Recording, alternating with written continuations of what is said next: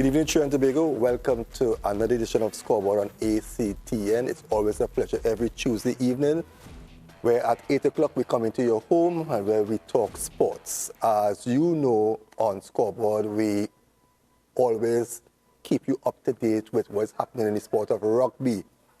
And tonight's going to be no difference. We're going to be touching on some topics pertaining to the sport of rugby and what is happening with the Federation right now. Let me first of all say I don't have my co-host with me tonight. She's off tonight, so you will see her from next week. Hi, Maria. Looking forward to having you with us next week. But let me introduce the members of the rugby fraternity who will take us through for the next hour and talk a bit more on what is happening with rugby. The Assistant Treasurer, Karl Muckett. Karl, it's a pleasure. Welcome to be here. ACTN. Thank you for having us. And the Secretary, Maria Thomas. Maria, welcome. It's a pleasure. Thank you. Good evening, everyone. Yeah, I don't know if you look at the show on a regular basis, but my co-host is the spitting image of you. You must take a look at the show. Truly, yeah, I must watch it sometime. Well, viewers, we want to start tonight with the introduction where a couple of weeks back, the Ministry of Sport, they spoke about, relaxing a little bit of sanctions where people can, up to 22 people can be on a field at any given time. And being close to rugby, my first, thought is, right, rugby sevens, easy, 7 and 7s, 14, some subs, and the coach. And I think it was a good idea and a good thing they did to start to bring in, relax certain things and get sports going. So my first question I want to throw is to Maria, being the secretary and an active player. How did you accept that? Well, George, the announcement, of course, was received very happily, especially from a playing perspective, where players are very anxious to be able to train. Now, rugby is a unique sport in that we wouldn't return to full contact and the full capacity of playing the sport simply because there are a number of player welfare and safety issues with that, including COVID and that level of contact and closeness in the sport. One of the things that I guess isn't very obvious to everyone who is not in the process of the communication that happens between unions and the Ministry of Sport is that preceding this announcement, the Ministry of Sport reached out to unions, reached out to the sporting bodies, and asked for contributions based on what the international federations would have researched. So sport actually was able to use the resources extended throughout the globe. World Rugby has done extensive research based on COVID and safe return to play. And we were able to provide Ministry of Sport with that document. Rugby Americas North has also done a document that helps with steps of return to play. And these things were provided to Ministry of Sport, and I would say not only from rugby, I think from other sports as well. And considering all of the information that they collected based on the research being done that was provided to them from international federations, they've been able to say, okay, based on the situation that we have, our conversations with Ministry of Health, we're able to now have people training up to 22 people. However, not leagues, because then there's a lot of crossover and there's more exchange there. You can host like practice games and... Well, we can host practices. From a rugby's perspective, we want to work on building fitness, strength, and physical capabilities to return to play. Right. But it's something that now we can move forward and do that so that when restrictions are rolled back again, we are in a position where our teams and our athletes are prepared to play. So there is no league, but on the field activities can start back. Yes. So individuals have been training, small groups have been training, but raising that number to 22 is actually very helpful for the clubs. Some of them have continued to be active within the restrictions, limiting numbers, using specific rotations so that there's not overlap of different players and exposure, which helps with contact tracing. Now clubs can move forward with a little bit more training that can include more people and they will be provided with the documents from RAN so that while we have the national guidance, we also have rugby-specific guidance so that there's a step-by-step list. Clubs don't have to do their own research. They don't have to feel like that onus is all the way on them. They will be supported with the guidelines that has been provided. Karl, I know you were involved with a club, right? Yeah. Right. You're still active with the club. Yeah. Right. So what have you all started? Well, the announcement, it was an exciting announcement because parents began calling and saying, well, okay, it's 22. Are you guys going to start things back? The participants, mainly under 18, they were very, very excited. And I think from a rugby perspective, it was an exciting announcement in terms of some of our young players who could not be a part of the rugby arrangement that they would normally be a part of. They were gravitating to things like a little small goal that you could just get, a little, 1v1 basketball that you could get. So from our perspective, it was an exciting announcement because we were able to start getting persons back together, start the WhatsApp group and things like that. My own group, we meet at Etihad Savannah every Friday. And from the time we had been given the green light for the 10 persons, we were actually meeting and playing 4v4 tag. Okay. We were playing 4v4 one-hand touch. So there was not much contact or anything. And we had like 4 persons against 4 persons with a team on that side of the pitch, a team on this side of the pitch. So now we are simply in a position to move from perhaps the 4v4 to maybe 8v8 and things like that. So yeah, we're excited about it. In quick time, we moved from small numbers to the numbers started to grow readily and persons coming back out on the pitch. So yeah, we're excited about that. Well, I know we were supposed to have the president on set, but he hasn't arrived as yet. So, Mr. Peters, if you're on your way, I hope you will reach safely and we can have a chat with you. What has been happening behind the scenes with rugby? All right. Well, in getting ready to return to play, one of the things that we have kept foremost in our planning is any of the areas that we wanted to improve prior to COVID being an obstacle. So that is a lot of administration stuff. And we've also looked at the strategic plan. So it has been, some years in the making where we've reached out to the community and we've had some input. We've had certain expertise consulted in developing this plan. And what we've been doing in the meantime is actually actioning some of the components of that plan, which are necessary to set up the framework to implement the plan. One of our issues that we often come into difficulty with is the implementation. So plans are available, but as far as actioning them, the steps may not be clear, and this strategic plan has really tried to make steps clear for people that need to action them, as well as assign them to either specific people or specific groups who would have the expertise to champion that part of the strategic plan to reach the goals that are specific to that area of rugby. How far advanced has that reached, that whole planning and everything? Now, a strategic plan is an interesting document, and I think you would agree with me, Karl, that it is a working document. Yeah. So as we action things on the document, it will fluctuate and it will change to reflect what's working and what's not working. So there is a final document that has been prepared. It still needs to go out to the management committee and be made official as far as getting the feedback and approving it. However, as we're working on it, you would see there are certain things where we began under an instruction, but it has developed, and there would be some changes that even now have occurred as we've been actioning that plan. And the meeting with the technical directors, how has that materialized? Right, so the technical directors is one area of the plan that is being actioned. We have appointed 3 technical directors. We have a technical director of development, Coach Vernon Ross. We have a technical director of men's high performance, Coach Larry Mendez, and a technical director of women's high performance, Coach Carlton Felix. We met as an executive with the technical directors And we had a really lengthy and good conversation about how we can implement the things that we want to see within the community.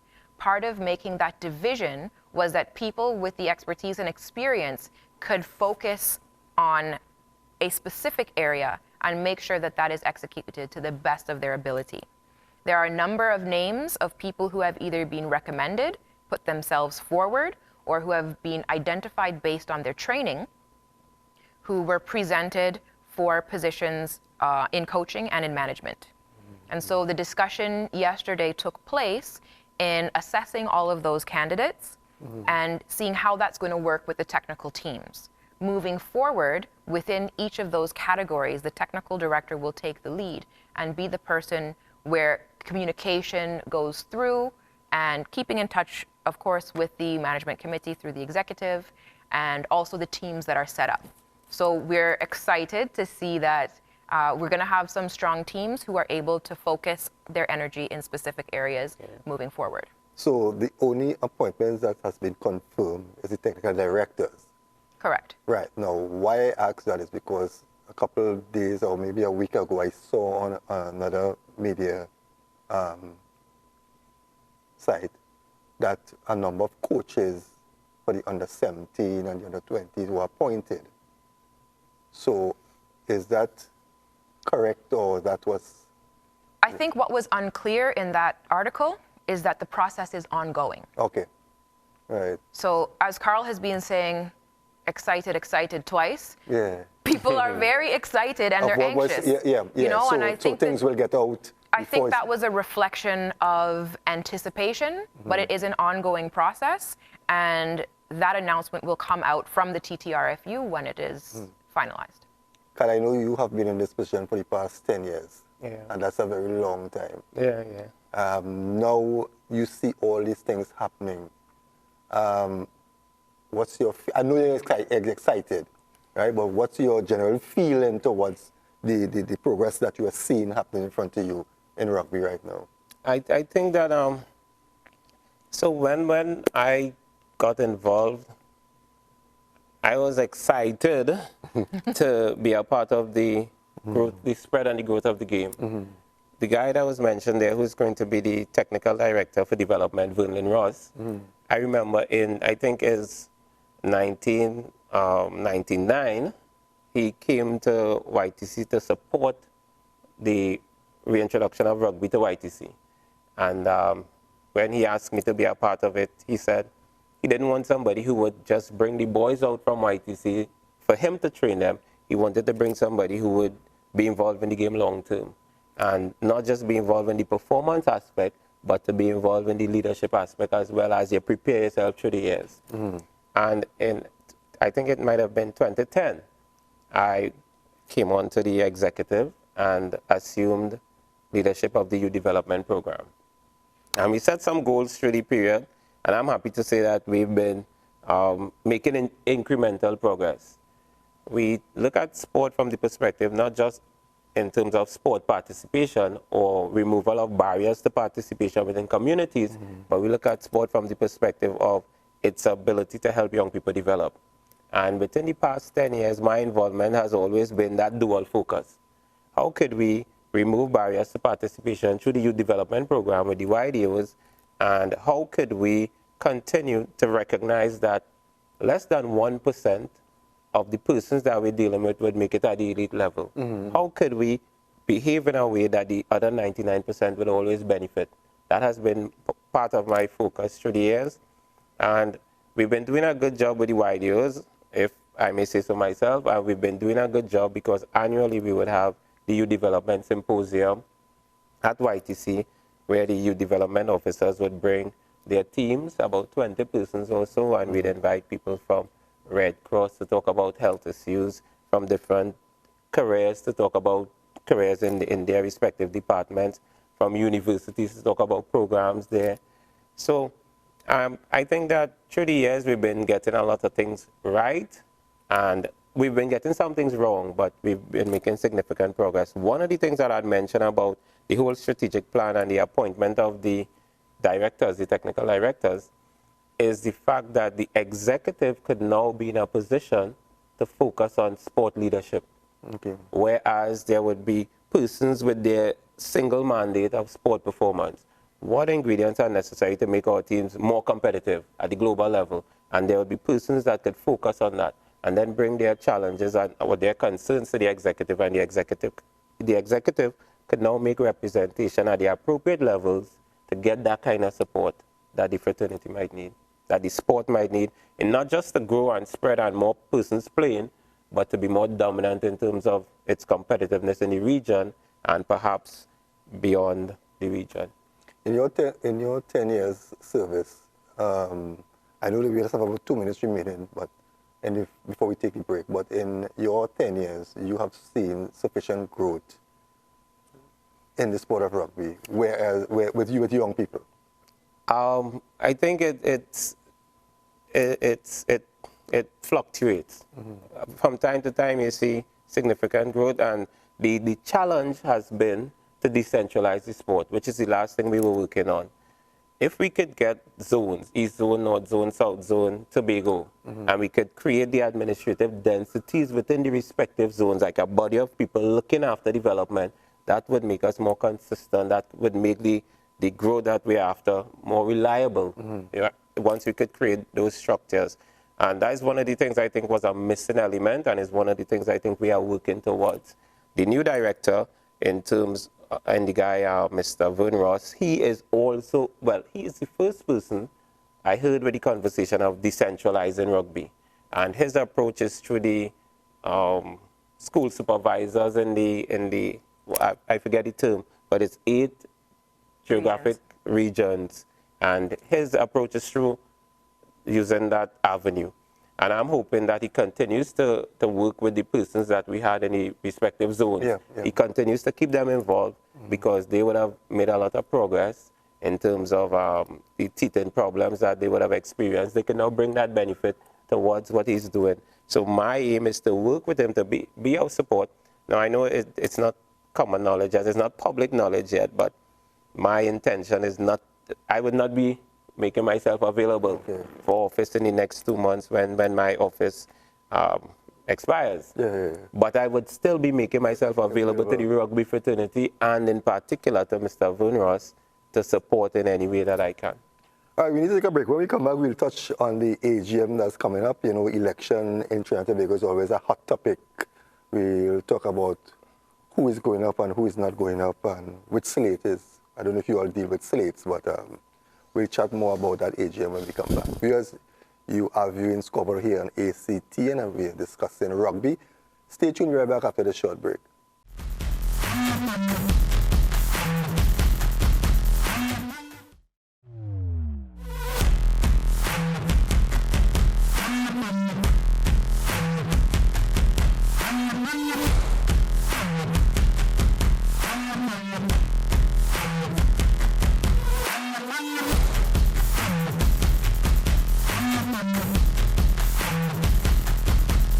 Good evening, Trinidad and Tobago. Welcome to another edition of Scoreboard here on ACT, and it's always a pleasure to be in your company every Tuesday evening between the hours of 8 and 9.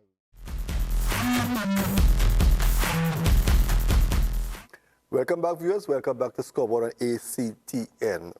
We are talking rugby. I have Maria Thomas, the secretary, and, well, you done bust the file already, the outgoing assistant secretary and treasurer, Karl Muckett.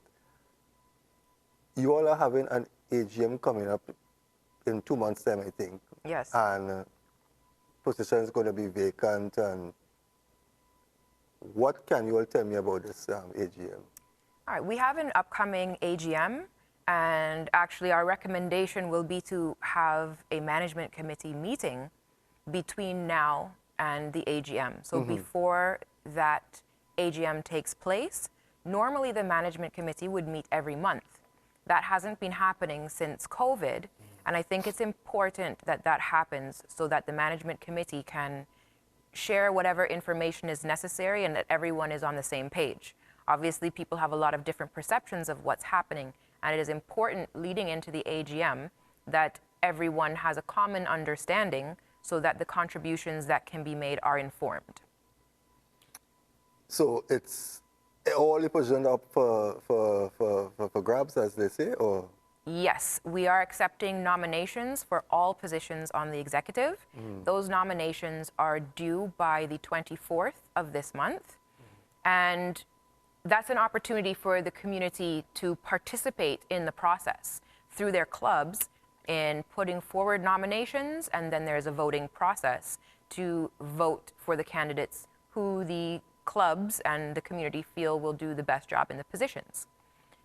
In addition to there being positions available on the executive, as part of our strategic plan and making sure that we have committees specifically dedicated to driving purposes that are necessary within the community, there are also committee positions that will become available, that will be created.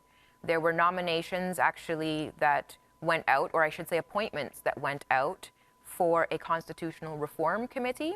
And those at this time are Curtis Nero, Mary Jardine, and Maurice Valère. That is a committee where if there are people who have interest in contributing to that, they can put their names forward. There are other committees such as Safeguarding Committee, a Women's Working Group or Advisory Committee. These are all parts of the strategic plan that need to take form, but those interested need to put their names forward so that they can bring their expertise to that platform and advise accordingly. I know Karl mentioned that he would not be going up to seek re-election. Is there anyone else that you all know of who would not be, or everybody has to speak for themselves?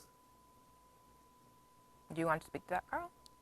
I could speak for myself. Well, the positions are the president, vice president, the treasurer, the secretary, and the assistant secretary, treasurer. And what happens normally would be every other year an office would become vacant. So you basically serve for 2 years. And last year, because of the COVID-19 situation, we did not have the normal AGM, and the positions that became available last year would roll over to this year. So that's why we have a situation where 5 offices would be vacant. And which are those offices? All that I mentioned, Okay, president, vice president, the secretary treasurer, and assistant secretary treasurer. Now, I've been involved officially in rugby leadership since 2010. And I've been excited all the way through. I've been excited. I've been excited to the point that I would take my own time late at night, early in the morning, studying things that we could do to improve the situation, mainly from a youth development perspective. And as I mentioned a while ago, one of the more important things would be creating the administrative density to spread the game throughout the country. That's one of the major things that I wanted to get done. That I had set myself a goal a long time ago. That's what we're going to do, decentralize, get the zones up and running. We made significant improvement up to 2019. We got the Youth Development Symposium as an annual affair. So those are some of the things I wanted to check off my list. And I've checked a lot of things off my list. And I think that there are lots of persons who are excited that would go home and stay up late at night thinking about rugby improvement, get up early and start their day thinking about rugby improvement. I think Maria is one of them, frankly speaking. She's one of the persons who is investing a lot of her time into thinking about how rugby could be improved. And I am trying to focus on a business that I've been working on, and I'm actually at a stage where it needs a lot more attention, and it needs a lot more of my time together with my job, because I have increased responsibilities with my job, and I have a business that I've been working on that is asking for more time. And I think it would be unfair for me to remain in office knowing that we have persons who are ready to hit the ground running with a lot of energies, investing in the personal development, the professional development, and willing to give 100%, and I'm not in a position to give 100%. I think it would be unfair for me to continue. So I'm speaking for myself in saying that when, I think it's April the 19th or the 26th, I think 19th. One of those is the 19th of April, I would not be accepting, even if I'm nominated, I would not be accepting the nomination to continue as the Assistant Secretary Treasurer. It was a very exciting period for me. I learned a lot because I worked alongside persons who actually you could learn a lot from. So Vern Ross, as I mentioned, Leslie Figaro, Karl Seymour, who passed, deceased, Karl Seymour, Colin Peters, definitely Curtis Nero. I had the opportunity to work with persons like Brian Lewis, for example, right, Anthony Loignan. So that was a period of education for me. And I think more than anything else, it could be a period of education for persons who are now coming into sport leadership, sport administration, and things like that, to be exposed to the kind of challenges we would be exposed to get the kind of growth that I would have received. And I'm making the decision to say thank you very much to the rugby fraternity. I am here. I'm available as a resource person to provide whatever expertise I can, but not on the executive anymore. I must applaud you for that, because I think far too long we see people in leadership holding on to positions for 10, 15, 20 years. Now, yes, you might be a good leader, but I think if you are a good leader, if you are in charge of something for 10, 15 years, if you are a good leader, it's time now you step back and let somebody take up that role, and you can still be that person leader then in the form of a mentorship, right? But sometimes, especially in sports, you see presidents and those who have that little position, they hold on for dear life, going year and year and year. What I see there is sometimes you stifle a young person who has younger ideas. Now, your ideas might be good, but sometimes you have to use younger people's ideas because the world changes every day. So I must applaud you for that 10 years. And the good thing about it is that you're not walking away from rugby, right? You'll be there to assist. Maybe the next assistant treasurer or secretary can come to you to get some sort of advice, right? Now, let me talk to the secretary now. What is your position? Well, I am making myself available to continue in some capacity on the executive. Once it's to deal with rugby? Once it has to do with rugby, I have set goals for myself in what I would like to contribute to, and in whatever capacity I would make sure to achieve those goals as long as I am able. Now, as I mentioned before, we have a nomination process. In the past 6 years, we haven't actually had an election where a position was contested. And I think that it is an important part of our process, especially when you want to have the interaction with the community. We need the community, right? We need the members. We need them to action, to implement. We are here to facilitate that. And I think that it's an important part of the process that nominations come in. So at this time, nominations, they're due March 24th, which is a short period of time. Yeah, but where can people get nomination forms? Nominations have to come from the clubs. So all of that documentation has gone out. Reminders will go out today as the first of the month. And I think it's important that the clubs have those conversations and they make recommendations, even if it is for people to remain in the same position, that we get that feedback. I want to know that my contributions are serving the community and that they are what the community wants. As an individual, I can have a vision, but I think as a community, you need to know that the people in leadership are working towards a shared vision that the community holds. As I mentioned that a reminder will be going out, we do have, as March 1st, the subs become due. There'll be a reminder going out for that. One did go out previously stating that we would be accepting a reduced subs for 2020 and 2021.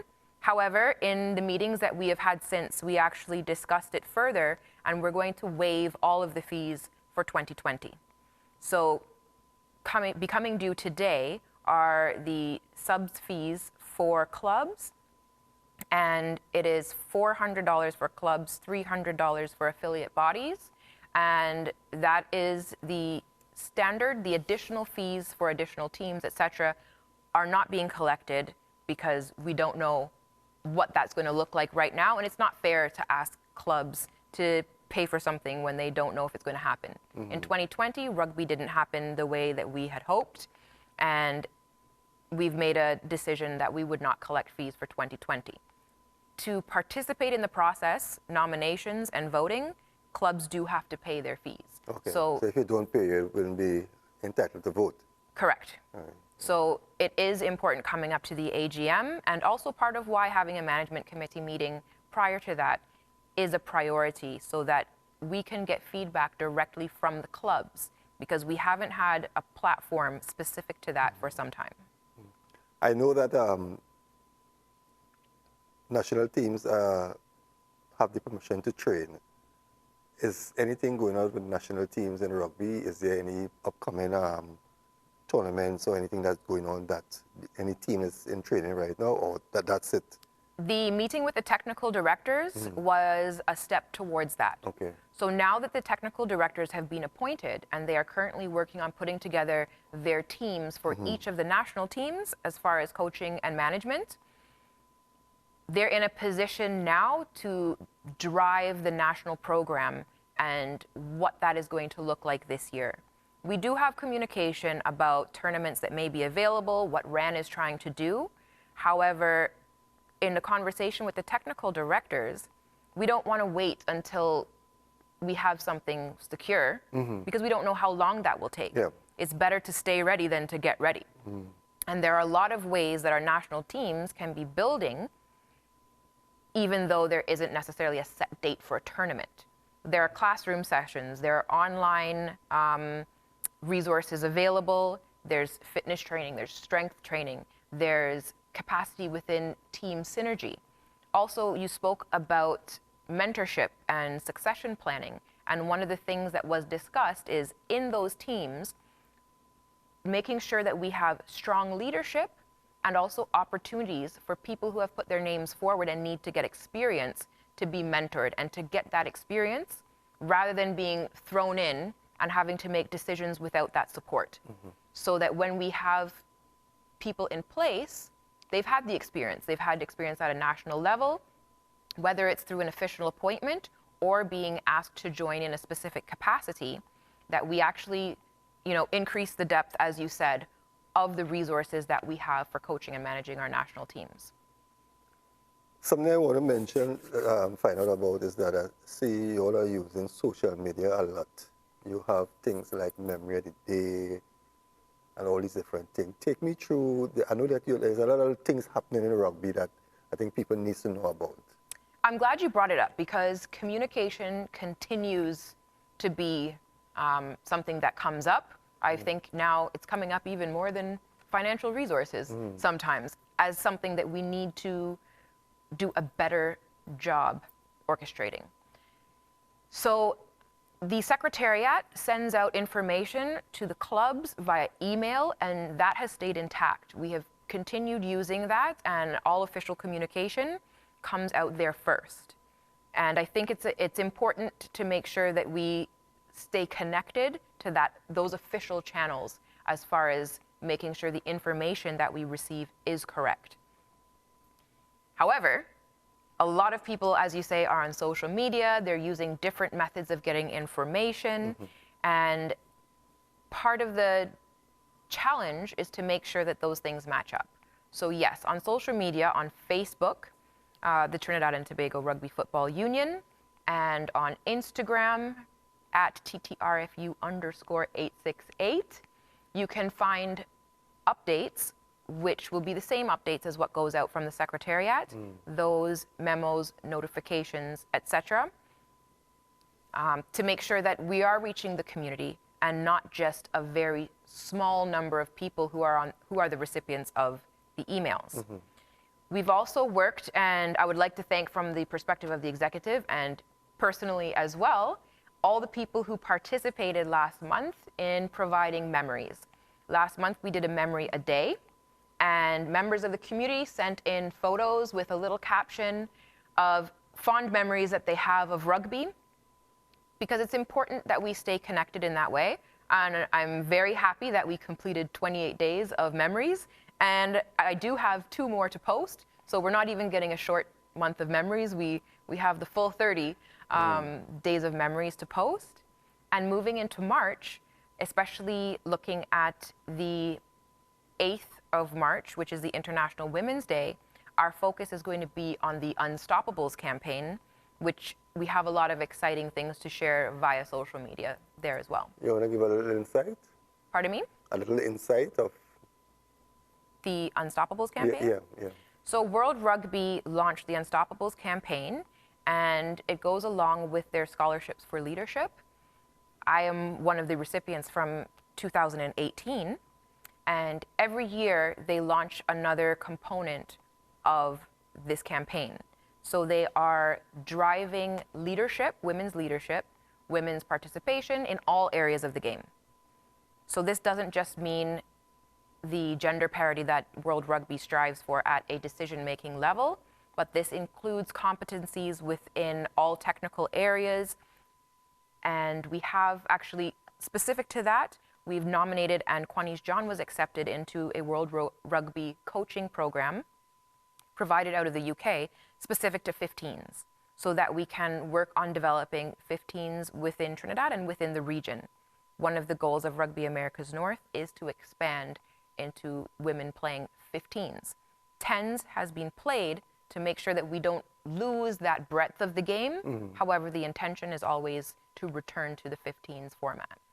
Okay, I know we're going to take another break. When we come back, I want to chat a bit with Karl, because I know this might be the last time you might be seated here in the capacity of executive membership and maybe in rugby, although you'll be working behind the scenes. So I'd like to find out a bit about that journey, that 10 years. What are some of the happy moments and the unforgettable moments, you know? So I want to give you that opportunity to ride out in the sunset in a nice light, right? So viewers, we'll be right back after this short break.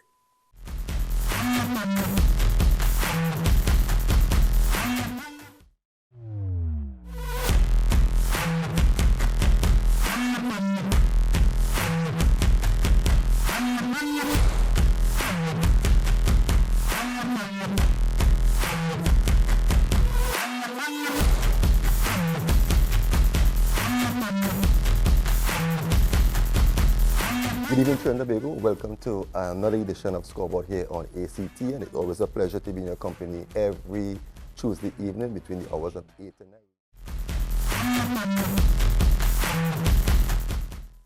Welcome back, viewers. Welcome back to Scoreboard on ACT. And if you're now joining us and you missed part of the program, there will be a repeat tomorrow at 1 p.m. and also on Saturday. Maria, you wanted to interject a little bit more into the Unstoppables program. Yes. Yeah. Thank you for the opportunity to do so. I just wanted to say that along with that community involvement is featuring individuals from the community who have stories to tell and who are making contributions. So with the Unstoppables campaign, we've actually nominated 3 of our youth. They are, and I will check here to make sure I don't get names wrong, Nikayla Smith, Daniqua Gordon, and Kiala Simon. So we're excited to feature them in the upcoming month, as well as the First Citizens has a specific category for a story of inspiration based on everyone not playing sports in the capacity we're used to, and Fayola Jack has been nominated for that. In addition, we've had on Scoreboard Dr. Delia Jordan Brown. Yeah. She's another leader, and we also have strong leadership in management positions and coaching positions. So we're looking to make sure that we feature those women and give them the opportunity to be recognized for the work that they've done in our 7s program and also in our 10/15s program. Okay. Karl, you're on the way out, riding out in the sunset. If I'm to ask you to review your 10 years being involved in the sport, how has that been for you? What are some of the grand moments and what are some of the depressing moments, you know? Yeah. Any time between the 10 days that you were so depressed that you wanted to walk away from the sport, anything like that? Well, I've been involved for about 21 years or so. when I was introduced in 1999 or so, but in terms of being on the executive, that would carry back about 10 years. For the most part, it has been exciting. Everything has been exciting. Even the turbulent moments were exciting. I could talk from the perspective of trips outside the country, and that is why I think a lot of persons should get the opportunity now to get this kind of exposure and those kinds of development.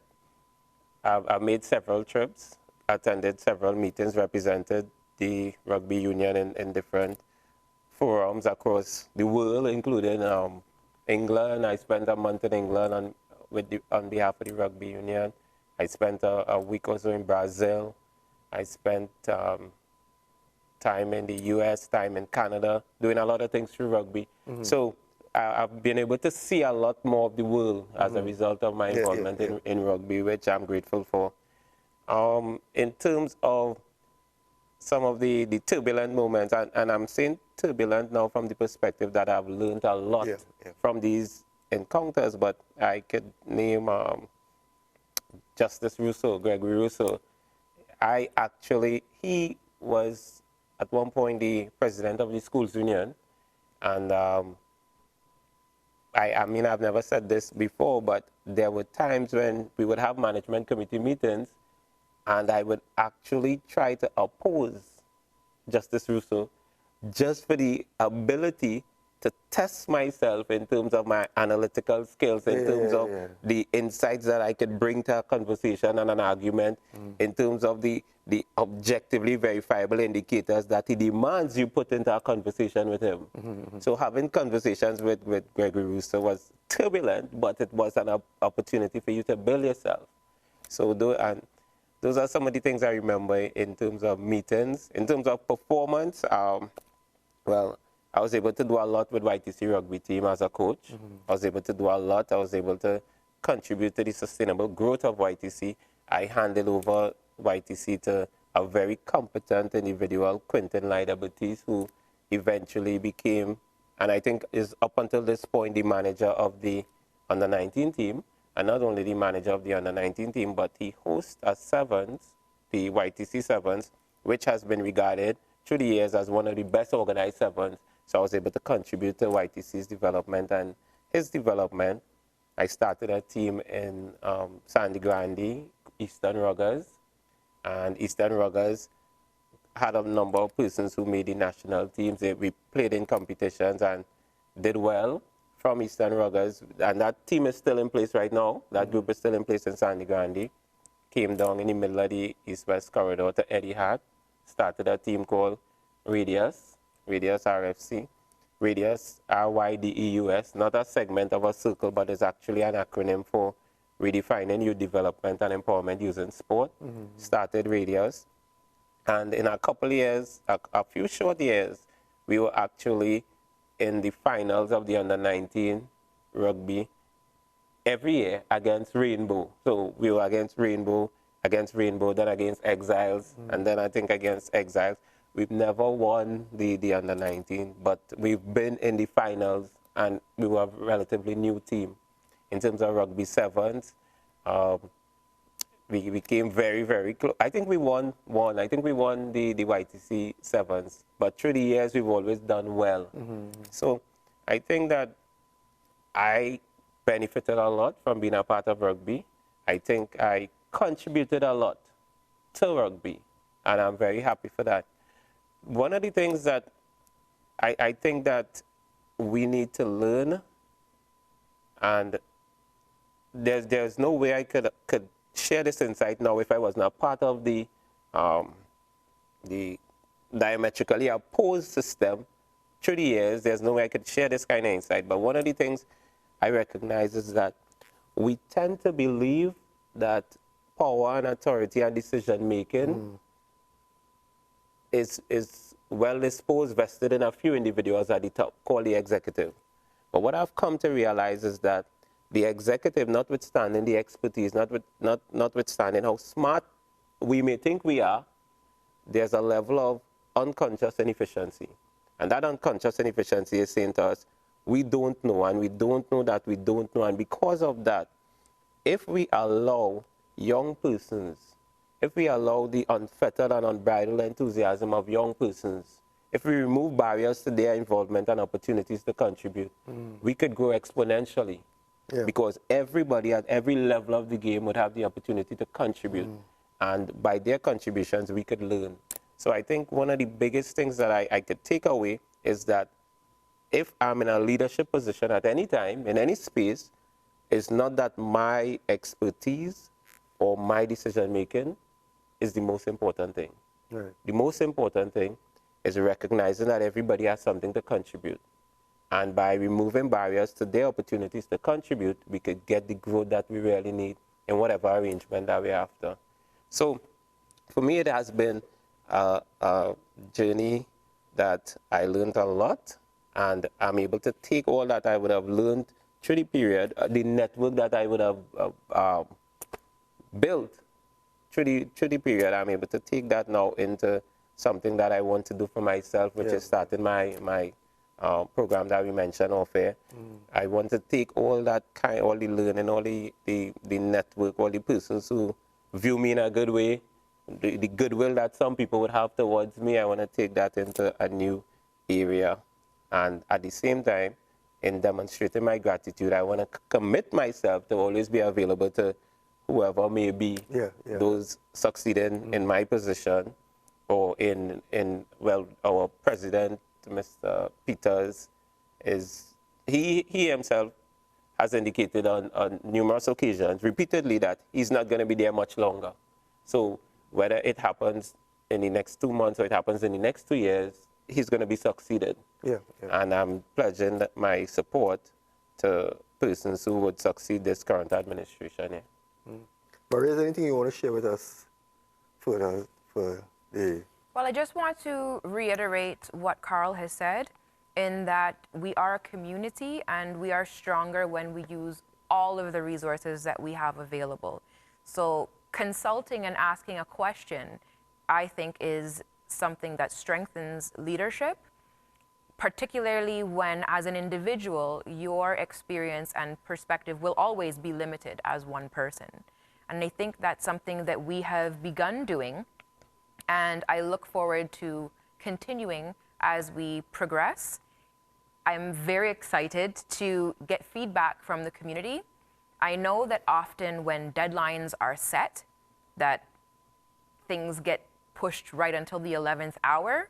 I would encourage anyone who is interested in being nominated, in being considered for a committee position, in contributing and volunteering their time in any way, to come forward, because this is a time where we are redefining our roles, we are redefining how we are going to move forward. And as Karl said, we are trying to break down those barriers that were coming between people and the contributions that they can make to our rugby union. So I would encourage people to do that. Have your voice heard, reach out to someone. It doesn't have to be a big public post. You can make a phone call, you can contact someone who can even put your name forward on your behalf. We are looking for people to say that. And I think that moving into the AGM and moving into an election, it is important that when you're asked to vote, that you know what you are voting for. So even if I am presently on the executive, I would like to know that that is something that is supported by the community via a nomination. And I think that it is my responsibility to say what it is that I would like to see happen and how I am going to action those things. So I think it's important that there be a period where people who are nominated or potential candidates for positions, executive or committees, are able to discuss their vision. And how does that fit in with the vision that we have in our strategic plan? How do we communicate that so that we understand we're all working towards a common goal, even though each of our responsibilities is different? Now, whether a new executive comes in or the current one stays, what are some of the critical things that the union has to deal with going forward? I would say the primary one is communication. we have different levels and different mediums through which communication goes out. And I don't feel like everyone is always on the same page. And I think even within clubs, even within groups, even sometimes within the executive, which is why we make sure to meet together, even if we have to call in someone on a Zoom call, so that we have these conversations and we understand where everyone is coming from. Mm-hmm. Communication doesn't mean that everyone just agrees. It's a conversation. And those discussions are necessary so that we can have different perspectives. And sometimes, as Karl said, it means challenging a perspective. I'm open to my perspectives being challenged because I grow as a person when I can benefit from someone else's experience. And maybe the argument that I think is wonderful is actually quite weak. However, without having a discussion, how would I know that if I'm only having the discussion with myself? That's very limited. So it's opening those platforms for communication. Things have moved very quickly. Even in the short time, I'm the baby on the executive, that I have been on the executive, the amount that we use social media compared to emails has changed. Even in the courses that are available, I can say in the last 5 years, World Rugby has added so many courses to the passport. Even in the period of time that it took me to complete my level 2 coaching certification, there were additional courses added and additional things that I needed to meet. There have been additional areas added. So the COVID-19 certification, that's available. That wasn't there before. We weren't concerned about COVID-19. It's something new that came up that now people can educate themselves about. There's a certificate program on mental health and observing your team and understanding certain things that you need to look for and can be aware of to know that mentally your team is stable, and as individuals, your athletes have the things that they need to perform. This is also going to be more important moving forward. We've all globally gone through an experience that we haven't had before. Yeah. These are things that have come up recently. So continuing to grow in that communication and to be open. Just because I have a certification from before doesn't mean that if I do it now, I won't learn new information. So I would say that is the primary thing that we will focus on going forward. Any further information you want to share with the public pertaining to the coming elections? The clubs, if you want to talk to the clubs, anything you want to, message you want to send out there? And maybe, Karl, you could even take the opportunity to say publicly thanks to all who, you work with and things like that. So I would just reiterate that this is the opportunity to participate in the process. We've had positions where no one was contested and they have continued. That has also happened to me. So since the first time that I campaigned and I spoke officially, sent my resume and told people, I'm interested in this position and this is why I think I will do a good job. Since then, I can't even say re-elected, I just haven't left office.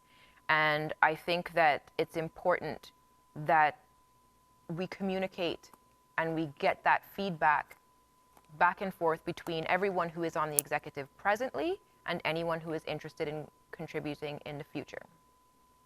Karl, the stage is yours. I want to answer the question that you posed to Maria a while ago. Some of the things that, despite the results of the AGM and the elections, some of the things we should focus on. I want to point out 3 things real quickly. One is, and Maria alluded to it, the results that we get on the pitch, whether it's a regional competition or international competition, are usually determined before we take the field. We have to make the distinction between sport performance, sport management, and sport leadership. Mm-hmm. And persons must recognize the area that they're in. And a person who's into sport leadership should not necessarily believe that they are best for sport performance. And a person who's into sport performance should not necessarily believe they are best for sport leadership. And I'm saying that from the perspective that we may not lose the game because of knowledge of the game or ability to play. We may lose the game because we're not properly nourished. Some of us may not be properly nourished because we may work in jobs that pay very small salaries, and then we have to take the time and run off to go training. So we might eat a bourbon or something like that and go and train. Now, leadership has to bring something to bear to that challenge. So that is one. We had to make that distinction. The second thing is we had to recognize the days of getting funding from the government is perhaps gone for good. And the fraternity now, we have to start to be more entrepreneurial about what we're doing, recognizing the opportunities to raise funds and take charge of our own financial situation. And the final thing I want to mention is that we never lose focus of the fact that less than 1% of the youth that we're interacting with would make it to elite participation, and we're always concerned with development through sport as opposed to simply sport development. Well, Karl, on behalf of myself, I want to say thank you. I know I met you at YTC in the sport of rugby, and you contributed a lot, so I want to say thank you for that. Maria, thank you very much. I look forward to great things happening in rugby. And viewers, we have come to the end of an edition of Scoreboard here on ICNTT. As I said, there's a repeat tomorrow at 1 p.m. and also on Saturday, so if you miss any part of the program, you can catch up with it. And you can join me back here next week when my co-host Maria will be here with me, and we will be talking sports. So until next week, have a blessed week ahead and stay safe.